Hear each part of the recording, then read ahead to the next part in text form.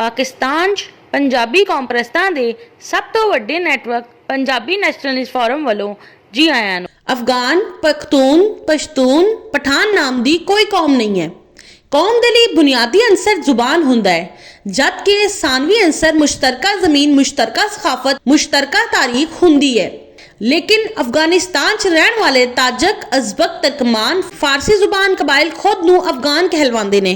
खैबर पख्तूनख्वा दे जनूबी इलाके च महसूद वाली, वजीर वाली, खटकी, कारलानी ते खैबर पख्तूनख्वा दे शिमाली इलाके च आफरीदी, बंगशी, खोगियानी, वर्दगी, खिलजी, यूसफजई, कारलानी, तानेवाली, घोस्टी, मंगली बोलन वाले कबाइल खुद नूं पश्तून कहलवांदे ने।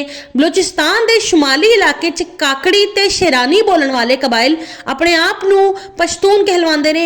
पंजाब ते सिंध च चूंकि अफगान, पख्तून, पश्तून कबाइल दे अफराद दी तशखीस करन दी कोशिश नहीं की जाती, इसलिए इन्हां नूं पठान कहा जाता है। जिन्हां नूं अफगान, पख्तून, पश्तून, पठान कहा जाता है, वो कौम नहीं, कबाइल ने। इन्हां दी अपनी अपनी जुबान है, अपनी अपनी ज़मीन है, ते अपनी अपनी सखाफत है, ते अपनी अपनी तारीख है।